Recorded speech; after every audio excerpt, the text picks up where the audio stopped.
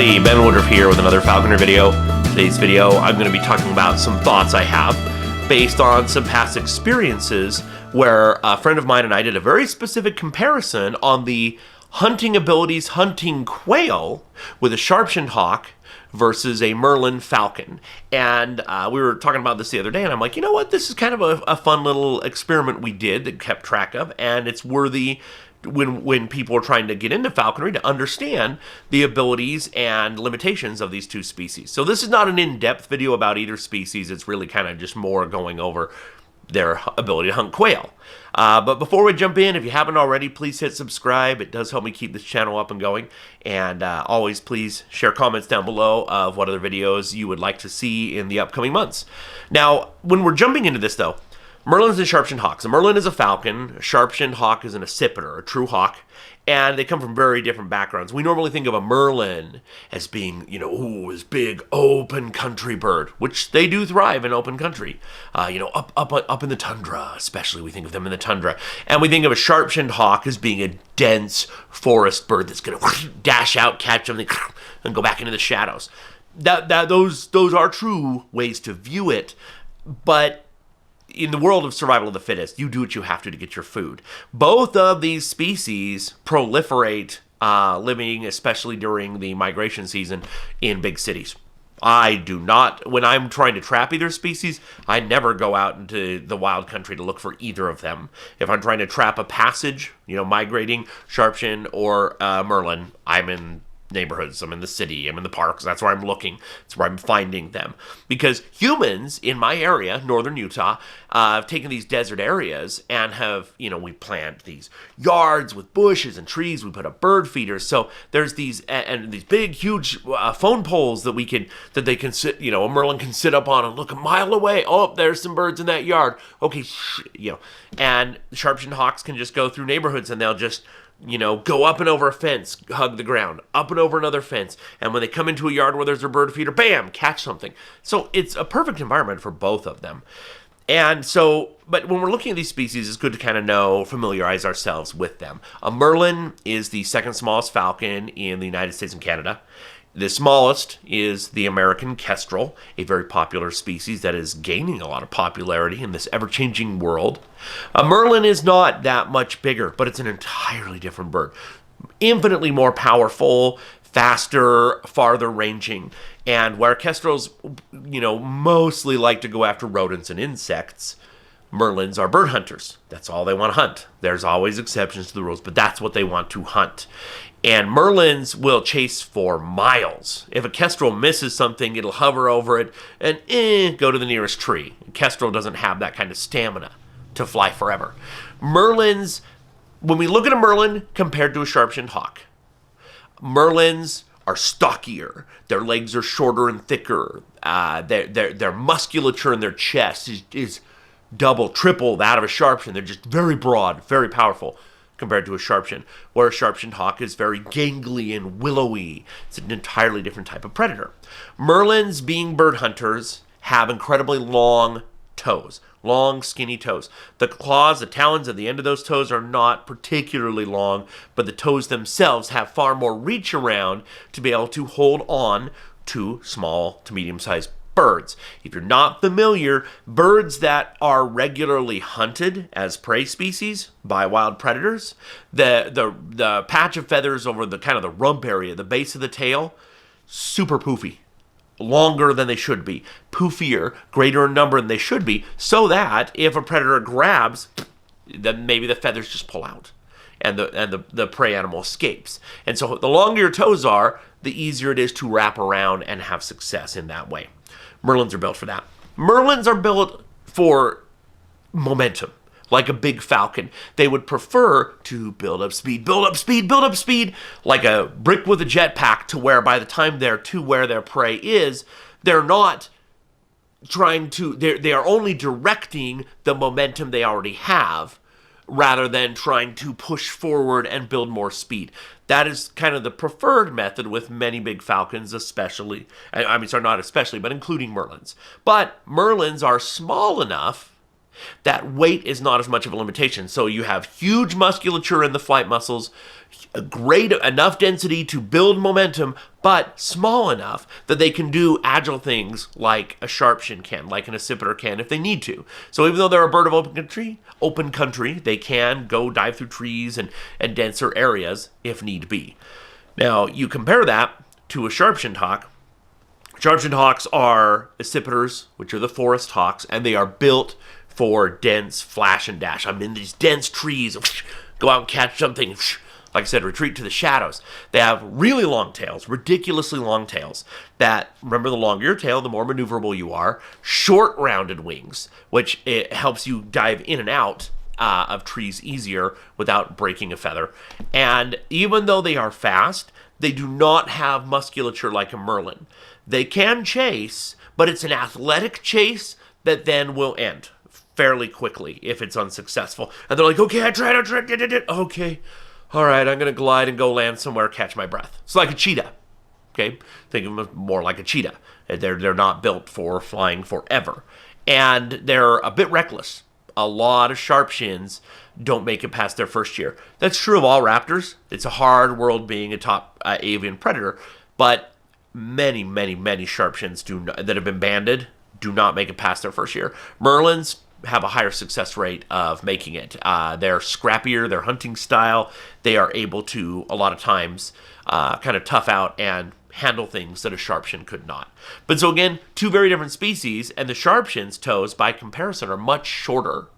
The talons themselves get longer and longer. On a first year, you don't notice it as much. But so Merlin, long toes, short talons. Sharp-shinned hawk, short toes, long talons. So that helps pierce through some of those thick rump patch feathers, but they don't get as big of a grip. Because of that, sharp-shins usually, really, we would consider them meant for hunting songbirds, sparrow, chickadee, sparrow, European starling, that kind of size range. Yes, they can hunt larger prey, and that's what we're going to be talking about today. But where a Merlin has an easy time moving up to larger prey if need be, sharp-shins, it's pushing it a lot more. Even though they're comparative roughly in size and weight, that the way they hunt, the way they grip, and the size and shape of their toes and their talons makes a big difference. So with that in mind, a few years ago, I had a friend who had a sharp-shin that he had gotten as an imprint, and he had imprinted properly, had it hunting, and this thing was a game hawking machine. It was hunting, multiple kills every day. It was doing great. And I had a Merlin that I had flown for a couple of seasons that was also really doing great. And again, I like doing weird things. With my Merlins, I don't normally do the classic, go up and chase this flock of birds. I like to do things like, hey, okay, there's pigeons in the middle of this big old dirt lot. I'm going to put my Merlin over here. I'm going to go on the other side, and I'm going to start walking towards those pigeons, spook them up, and then Merlin's going to go catch ones. I do stuff like that. Little unusual for Merlin, but it's what I enjoy. So my buddy and I got talking, and we said, hey, wait a minute. We know a really good quail hawking area. It's by an area where we both grew up, and there was this big, long, extended hill, the side of an ancient riverbed. And so there's this big hill, and then it goes down, and then at the base of the hill, there was just this continuous track of sagebrush, and then the hill went down further. And all along this, filled with California quail, a wonderful game species, but challenging to hunt, really tasty, love them, absolutely love them. And so we're like, you know what, why don't we go out hunting here? We tried both. I tried hunting my Merlin off the fist, had some luck. He did off the fist, had more luck, and then we both tried from up on the hill, flushing for each other, and we're having a lot of fun, a lot of luck, and we said, hey, you know what? This season's just getting started. Why don't we let's keep track of this. Let's see how these birds perform in comparison. Different species, same coveys of quail, so they're both getting hunted by us every day. Same coveys of quail, same spot. How are they going to do? If we kind of take the information by the end of the season, what do we find out? Now, very quickly, we came to find out that, of course, the sharp-shin did better. If I was walking a little in front, flushing quail, and he was a little behind, sharp-shin would go up, catch him. And my Merlin was doing better if I was up on the hill just walking along the ridge, and he was down below, and he flushed up the quail, and she would catch him. So we did try both, but then those are the two flight styles we ended up going with, which no big surprise if you know those both two species. But what we found out by the end of the season, we were kind of crunching numbers and looking at how we had done. And here's what we found out. The sharp-shinned hawk had normally what you hear, depending on the species, you hear different rates of success for a predator, but usually across the board the idea is any predator of any kind, not just birds of prey, about 1 in every 10 attempts will end in success. Okay, and that's normally what you normally find. And of course, when you're a human helping a predator, obviously those odds are going to be different, and they were different. What we found was between 90 to 95% of every attempt to catch a quail. When we flushed Quail, 90 to 95% of the time, his sharp-shin would make contact with a quail. And he might bring the quail to the ground, he might grab onto it in the air, but either way, 90 to 95% of the time, success in initially catching. But only 2 out of every 10 attempts, when we crunch the numbers at the end, 2 out of 10 was she actually able to hold on to the quail once she hit the ground. The rest of the time, once on the ground, the quail would kick and buck and would take off. Or sometimes the sharp-shin would catch the quail in the air and just be left holding a foot full of feathers, and the quail escapes. So 2 out of 10, 100% successful, but 90 to 95% of the time would at least be able to reach and get them. So that was interesting. So then we compared that with the Merlin, and what we found was almost the exact opposite stats. Every time we flushed Quail, only about 1/3 of the time would my Merlin be able to actually grab hold and make contact in any way. 1/3 of the time. So it's pretty close to the opposite stats, right? However, if she got so much as a foot on a quail, 100% of them she held on to. Okay? So she had a lot of misses, but if she touched them, guaranteed she had them. None of them escaped.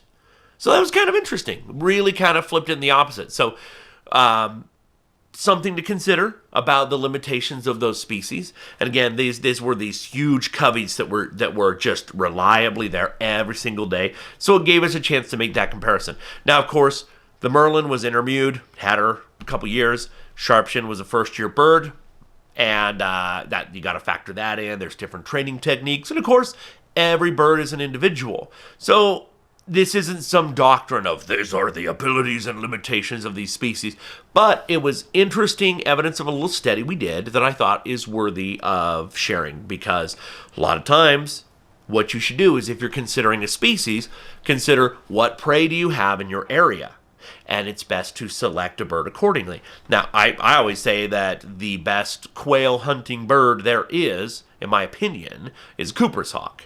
And I'd probably go with a male because of the size. They have no problem, once they catch them, holding on to a quail. I don't see as high of success as the sharp-shinned was able to get up and get them in our scenario. But again, if I were to just be like, hey, my goal is just to hunt quail, that I have a lot of quail, my choice would be a male Cooper's hawk. But you can also, again, like most people hunting with Merlins, are not using them to hunt pigeons, and that's almost exclusively what I get them for, to hunt doves and to hunt pigeons, and that's what I enjoy. So it's a little on the fringe of the use of the species, and same thing. If you're using a sharp-shinned, maybe quail isn't your primary quarry, but it's good to know what to expect if that's a side quarry, if you're mostly hunting sparrows and starlings out there, and you're like, but hey, you know what? Sometimes quail happen. Now you kind of know maybe what to expect. So hope it's kind of fun. Let me know also if you like those kind of thoughts. Sometimes I try to do how-to videos, but sometimes I do species spotlights. But some of these were just sharing a thought or an experience that I think might be useful or helpful to somebody out there.